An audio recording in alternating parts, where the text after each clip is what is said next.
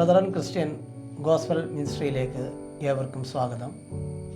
ഇന്ന് ഒരു അഭിമുഖ സംഭാഷണമാണ് ഞങ്ങൾ നിങ്ങൾക്കായി ക്രമീകരിച്ചിരിക്കുന്നത്. സ്വർഗവും നരകവും മിഥ്യയോ യാഥാർത്ഥ്യമോ എന്ന് വളരെ പ്രശസ്തമായിട്ടുള്ള ഒരു വിഷയത്തെ ആസ്പദമാക്കിയുള്ള ഒരു സംഭാഷണമാണ് ഞങ്ങൾ നടത്തുന്നത്. അതിനിന്ന് ലഭിച്ചിരിക്കുന്നത് സുവിശേഷ പേരിൽ അറിയപ്പെടുന്ന ബ്രദർ പി.വി. ബെഞ്ചമിൻ പിറവം. അദ്ദേഹത്തിൻ്റെ സാന്നിധ്യം ഇന്ന് ഈ ചർച്ചയിലേക്ക് ഞങ്ങൾ സ്വാഗതം ചെയ്യുന്നു. സാർ, സ്വാഗതം. ഈ വിഷയം വളരെയധികം എല്ലാവർക്കും ഒരു സംശയമുള്ളതാണ്. അതുകൊണ്ടാണ് ഞങ്ങളിങ്ങനെ ഒരു അഭിമുഖം സംഘടിപ്പിച്ചിരിക്കുന്നത്. സാറിനോട് നേരിട്ട് തന്നെ ഈ ചോദ്യത്തിലേക്ക് കിടക്കുകയാണ്. സ്വർഗവും നരകവും ഇല്ലെന്നാണ് പൊതുവെ ആൾക്കാർ പറയുന്നത്. അതിനെക്കുറിച്ച് സാറിൻ്റെ അഭിപ്രായം എന്താണ്? വളരെ ന്യായമായ ഒരു ചോദ്യമാണ് ഇപ്പോൾ സാർ ചോദിച്ചത്. ഇന്ന് അനേകം ആളുകളും വിചാരിക്കുന്നത് സ്വർഗമില്ല, നരകമില്ല, അല്ലെങ്കിൽ ദൈവമില്ല, പിശാചില്ല, ഇങ്ങനെയൊക്കെയുള്ള കാര്യങ്ങളാണ് നമുക്ക് കേൾക്കുവാനും കാണുവാനും കഴിയുന്നത്. കാരണം ഞാൻ അതിനെക്കുറിച്ച് പരിശോധിച്ച് നോക്കിയപ്പോൾ എനിക്ക് മനസ്സിലായത്, ഇത് രണ്ടുമില്ല എന്ന് വന്നാൽ പിന്നെ എങ്ങനെ വേണമെങ്കിലും ജീവിക്കാമല്ലോ. ഇത് പിശാചിൻ്റെ ഒരു കളിയാണ്. പിശാചിൻ്റെ കളി എന്ന് പറഞ്ഞാൽ അവൻ സ്വർഗവും ഇല്ല എന്ന് പറയും, നരകവും ഇല്ല എന്ന് പറയും, അല്ലെങ്കിൽ ദൈവവും ഇല്ല എന്ന് പറയും, പിശാചും ഇല്ല എന്ന് പറയും. അപ്പം ഇഷ്ടം പോലെ മനുഷ്യന് ജീവിക്കാനായിട്ട് അവന് സർവസ്വാതന്ത്ര്യമായി ജീവിക്കാമല്ലോ. ഇത് പിശാചിൻ്റെ ഏറ്റവും ഒടുവിലത്തെ ഒരു തട്ടിപ്പായിട്ട് വേണം മനസ്സിലാക്കാൻ. എന്നാൽ സ്വർഗത്തെക്കുറിച്ചും നരകത്തെക്കുറിച്ചും ദൈവം വ്യക്തമായിട്ട് ബൈബിളിലൂടെ പറഞ്ഞിട്ടുണ്ട്. നമുക്ക് സാവകാശം ആ കാര്യങ്ങൾ ചിന്തിക്കും. അടുത്ത രണ്ടാമത്തെ ഒരു വളരെ അർത്ഥവത്തായ ഒരു ചോദ്യമാണ് ചോദിക്കാനായിട്ട് ആഗ്രഹിക്കുന്നത്. ചിലർ പറയുന്നത് സ്വർഗവും നരകവും ഭൂമിയിൽ തന്നെയാണ്. സാധാരണ സുവിശേഷ പ്രവർത്തനങ്ങളിൽ അഭിമുഖീകരിക്കുന്ന ഒരു പ്രസ്താവനയാണ് ഈ സ്വർഗവും നരകവും എല്ലാം ഭൂമിയിൽ തന്നെയാണ് എന്ന് പൊതുവെ ആൾക്കാർ പറയുന്നു. അതിനെക്കുറിച്ച് എന്താണ് സാറിൻ്റെ അഭിപ്രായം? വളരെ പ്രസക്തമായ ഒരു ചോദ്യമാണ്. പല ആളുകളും വിചാരിക്കുന്നത് സ്വർഗവും നരകവും എന്ന് പറയുന്നത് ഭൂമിയിലാണെന്നാണ്. ഒരു കവി പണ്ട് പാടിയിട്ടുണ്ട്, നമുക്കു നാമേ പണിവത് നാകെ നരകവും അതുപോലെ എന്നാണ്. എന്ന് പറഞ്ഞാൽ നമ്മുടെ സ്വർഗവും നമ്മുടെ നരകവും നമ്മൾ തന്നെയാണ് ഉണ്ടാക്കുന്നത്, നമ്മൾ തന്നെയാണ് പണിയുന്നത്. എന്നാൽ അത് വചനപ്രകാരം ശരിയല്ല എന്നുള്ളതാണ് നാം മനസ്സിലാക്കേണ്ടത്. നമ്മുടെ ഏത് ചിന്താഗതിക്കും വ്യക്തമായ ഉത്തരം നൽകുന്നത് ദൈവവചനം എന്നറിയപ്പെടുന്ന ബൈബിളാണ്.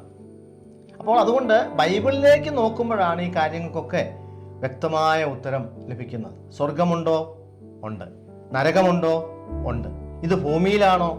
ഒരിക്കലുമല്ല. ഭൂമി എന്ന് പറയുന്നത് ദൈവം മനുഷ്യർക്ക് വസിക്കാനായിട്ട് കൊടുത്തിരിക്കുന്ന സ്ഥലമാണ്. യെശയ്യാ പ്രവചനത്തിൽ നാം അത് വായിക്കുന്നുണ്ട്. ഭൂമി ദൈവം മനുഷ്യന് കൊടുത്തിരിക്കുന്നു എന്നാണ് നാം അവിടെ വായിക്കുന്നത്. അപ്പോൾ അതുകൊണ്ട് ഭൂമി മനുഷ്യന് കൊടുത്തിരിക്കുന്നതാണെങ്കിൽ ഇവിടെ ഒരിക്കലും സ്വർഗം ഉണ്ടാകത്തില്ല, ഇവിടെ നരകവും ഉണ്ടാകത്തില്ല.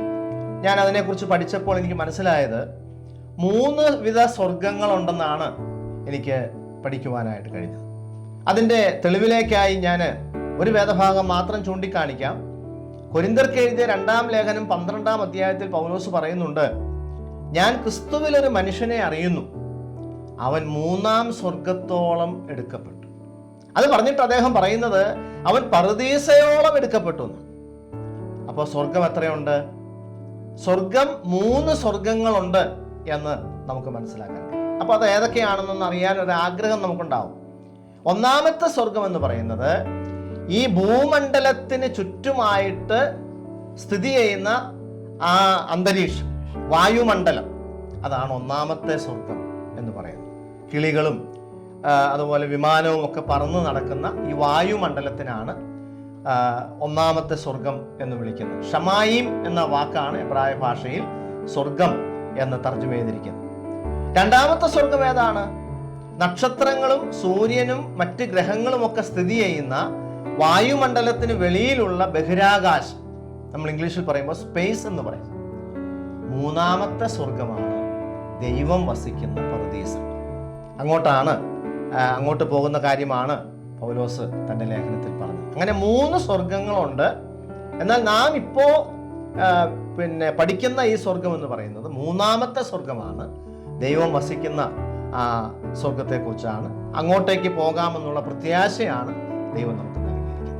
സർ, വളരെ അടുത്ത ഒരു പ്രധാനപ്പെട്ട ഒരു ചോദ്യം, സ്വർഗത്തിൽ പോകുവാൻ സൽപ്രവർത്തികൾ ചെയ്താൽ മതി എന്നാണ് പൊതുവെ ആൾക്കാർ പറഞ്ഞു കേൾക്കുന്നത്. പലപ്പോഴും അതിൽ ആൾക്കാർ ഉറച്ചു നിൽക്കുന്നുണ്ട്, നല്ല പ്രവൃത്തികളൊക്കെ ചെയ്താൽ മതിയെന്ന്.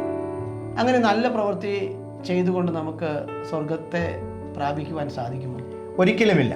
വളരെ പ്രസക്തമായ ഒരു ചോദ്യമാണ് സാറ് ചോദിച്ചിരിക്കുന്നത്. ഒരിക്കലും സൽപ്രവൃത്തികൾ കൊണ്ട് നമുക്ക് സ്വർഗത്തിൽ പോകാനായിട്ട് സാധിക്കുകയില്ല. കാരണം സൽപ്രവൃത്തികൾ കൊണ്ട് സ്വർഗത്തിൽ പോകാൻ കഴിയുമായിരുന്നെങ്കിൽ യേശുക്രിസ്തു പാടുപെട്ട് ഭൂമിയിലേക്ക് വരേണ്ട ആവശ്യമില്ലായിരുന്നു.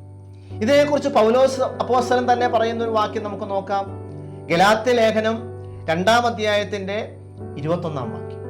അവിടെ അപ്പോസ്തലൻ പറയുന്നത് എന്താണ്? ഞാൻ ദൈവത്തിന്റെ കൃപ വൃഥാവാക്കുന്നില്ല, ന്യായപ്രമാണത്താൽ നീതി വരുന്നുവെങ്കിൽ ക്രിസ്തു മരിച്ചത് വെറുതെയല്ലോ എന്ന് നാം അവിടെ വായിക്കുന്നു. അപ്പോൾ എന്താ പറഞ്ഞതിന്റെ അർത്ഥം? ന്യായപ്രമാണം എന്ന് പറഞ്ഞാൽ നന്മ ചെയ്യുക, സൽപ്രവർത്തികൾ ചെയ്യുക, അതാണല്ലോ ന്യായപ്രമാണത്തിൽ പറയുന്നത്. ഈ ന്യായപ്രമാണം കൊണ്ട് ഒരാൾക്ക് സ്വർഗത്തിൽ പോകാൻ പറ്റുമായിരുന്നെങ്കിൽ യേശുക്രിസ്തു എന്തിന് പാടുപെട്ട് ഭൂമിയിൽ വന്നു? യേശുക്രിസ്തു എന്തിന് കുരിശിൽ മരിച്ചു?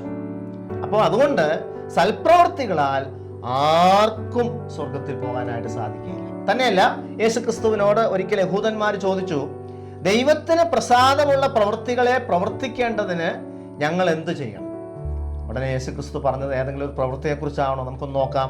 യോഹന്നാന്റെ സുവിശേഷം 6-ാം അധ്യായം 28-ഉം 29-ഉം വാക്യങ്ങളിൽ നമുക്കത് കാണാൻ കഴിയും. അവിടെ യേശുക്രിസ്തു പറഞ്ഞത്, ദൈവത്തിന് പ്രസാദമുള്ള പ്രവൃത്തിയോ അവൻ അയച്ചവനിൽ നിങ്ങൾ വിശ്വസിക്കുന്നത്. അപ്പോൾ ദൈവത്തിന് പ്രസാദമുള്ള പ്രവൃത്തി എന്തെങ്കിലും കുറെ നന്മ പ്രവൃത്തികൾ ചെയ്യുക എന്നുള്ളതാണോ? ഒരിക്കലുമല്ല. ദൈവം അയച്ച തൻ്റെ പുത്രനിൽ വിശ്വസിക്കുന്നതാണ് ദൈവത്തിന് പ്രസാദമുള്ള പ്രവൃത്തി.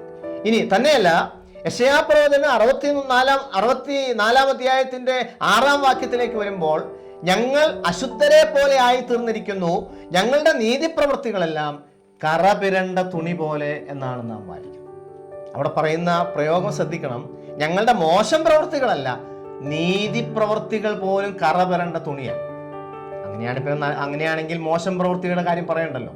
അതുകൊണ്ട് വളരെ വ്യക്തമായിട്ട് പറയട്ടെ, യാതൊരു സൽപ്രവൃത്തികളാലും ഈ ലോകത്തു നിന്ന് ഒരാൾക്കും സ്വർഗത്തിൽ പോകാൻ സാധിക്കുകയില്ല. പൗലോസ് പറഞ്ഞു, അതിന് പ്രവൃത്തികൾ കാരണമല്ല. ഏതിന്? നിങ്ങൾ കൃപയാലല്ലോ വിശ്വാസം മൂലം രക്ഷിക്കപ്പെട്ടിരിക്കുന്നു എന്ന് പറഞ്ഞിട്ട് അതിനും നിങ്ങൾ കാരണമല്ല, നിങ്ങളുടെ പ്രവൃത്തികളും കാരണമല്ല. അതുകൊണ്ട് യാതൊരു പ്രവൃത്തിയാലും നമുക്ക് സ്വർഗത്തിൽ പോകാൻ സാധിക്കുകയില്ല. യേശുക്രിസ്തു ക്രൂശിൽ നിവർത്തിച്ച ആ രക്ഷാകരമായ വേലയിൽ വിശ്വസിക്കുക എന്നുള്ളതല്ലാതെ നമുക്ക് മറ്റു പോകാൻ വഴികളില്ല. അടുത്ത ഒരു പ്രധാന ചോദ്യം, നരകശിക്ഷയുടെ ഉദ്ദേശം പലരും പറയുന്നൊരു കാര്യമാണ്. ദൈവം ഇത്ര ക്രൂരനാണോ ഈ മനുഷ്യർക്ക് നരകശിക്ഷ കൊടുക്കാൻ? അതുകൊണ്ട് നരകമൊന്നില്ല. കാരണം ദൈവം സ്നേഹവാനും ആയതുകൊണ്ട് അങ്ങനെ മനുഷ്യനെ നരകത്തിലേക്ക് വിടുമോ, നരകശിക്ഷ കൊടുക്കുമോ? ഇങ്ങനെ ഒരു വലിയ ചോദ്യം ഇന്ന് സമൂഹത്തിൽ നിന്ന് ഉയരുന്നുണ്ട്. അത് ദൈവവചനത്തിൻ്റെ അടിസ്ഥാനത്തിൽ ശരിയാണോ? ഈ ചോദ്യം കൂടുതലും ചോദിക്കുന്നത് യഹോവയുടെ സാക്ഷികൾ എന്ന് പറയുന്ന ഒരു കൂട്ടം ആളുകളാണ്. അതായത് അവർ പറയുന്നത്, ഇപ്പോൾ സാറ് പറഞ്ഞതുപോലെ, ദൈവം സ്നേഹവാനാണെങ്കിൽ പിന്നെ ദൈവം എങ്ങനെയാ മനുഷ്യനെ ദണ്ഡിപ്പിക്കുന്നത്? മനുഷ്യനെ എങ്ങനെയാ നരകത്തിലേക്ക് അയക്കുന്നത്? അപ്പോൾ ദൈവം സ്നേഹവാനല്ലല്ലോ. ഇതിന് ന്യായമായ ഒരു മറുചോദ്യം എനിക്ക് ചോദിക്കാനുണ്ട്. ഈ ദൈവം സ്നേഹവാനാണെങ്കിൽ ദൈവം തന്റെ ഏകജാതനായ പുത്രനെ കൈവിട്ട് കളഞ്ഞത് എന്തിനാ? ചിന്തിച്ചു നോക്കി. ദൈവത്തിന്റെ സ്നേഹം മുഴുവനായിട്ടും ദൈവം പ്രദർശിപ്പിച്ചിരിക്കുന്ന തന്റെ പുത്രന്റെ മേല. അപ്പോൾ ആ പുത്രനെ കാൽവറിയിലെ കൊലക്കളത്തിൽ കൊന്നുകളയാനായിട്ട് ദൈവത്തിന് പ്രസാദമായി. ഞാൻ ചോദിക്കുന്നത്, അന്നേരം ദൈവസ്നേഹം എവിടെയായിരുന്നു? അപ്പോൾ ഇവിടെ നാം മനസ്സിലാക്കേണ്ട ഒരു കാര്യം, ദൈവം തന്റെ പുത്രനെ നിർദാക്ഷിണ്യം, യാതൊരു കരുണയും കാണിക്കാതെ കാൽവറിയിൽ തകർത്ത് കളഞ്ഞെങ്കിൽ ആ പുത്രനെ സ്വീകരിക്കാത്തവരെ നരകത്തിൽ അയക്കുന്നതിൽ എന്താ തെറ്റ്? ഒരു തെറ്റും നമുക്ക് കാണാൻ സാധിക്കുന്നില്ല. കാരണം ദൈവം നീതിമാനാണ്, പാപത്തെ ശിക്ഷിക്കുന്നവനാണ്, പാപത്തെ വെറുക്കുന്നവനാണ്, അപ്പോൾ തന്നെ പാപിയെ സ്നേഹിക്കുന്നവനാണ്. അതുകൊണ്ടാണ് ദൈവം രക്ഷപ്പെടാനായിട്ട് നമുക്കൊരു മാർഗം ഒരുക്കിയിരിക്കുന്നത്. അതുകൊണ്ട് ദൈവം എന്നും സ്നേഹവാനാണ്. കഴിഞ്ഞ നിത്യതയിൽ സ്നേഹവാനാണ്, ഇന്ന് ഈ വർത്തമാനകാലത്തിൽ സ്നേഹവാനാണ്, വരാൻ പോകുന്ന നിത്യതയിലും ദൈവം സ്നേഹവാനാണ്. അല്ലാതെ ദൈവം പിന്നെ ക്രൂരനാണെന്നോ ദൈവം കരുണയില്ലാത്തവനാണെന്നോ നമുക്ക് പറയാൻ സാധിക്കുകയില്ല. ദൈവം നമ്മെ സഹായിക്കട്ടെ. അപ്പോൾ സാറിൻ്റെ ഈ വിലയേറിയ സമയം ഞങ്ങൾക്കായിട്ട് അനുവദിച്ചു. അപ്പോൾ സാറിൻ്റെ അഭിപ്രായം ഒരിക്കൽ കൂടി ഈ വിഷയത്തിൽ ഞങ്ങൾ ചോദിക്കുന്നു. അപ്പോൾ സാറ് പറയുന്നത് സ്വർഗവും നരകവും യാഥാർത്ഥ്യമാണ്, മിഥ്യയല്ല എന്നാണ് അല്ലേ? നിശ്ചയമായിട്ടും. തീർച്ചയായിട്ടും വളരെ സന്തോഷം. ഞങ്ങളുടെ നന്ദി, സ്നേഹം അറിയിക്കുന്നു. ഓക്കെ.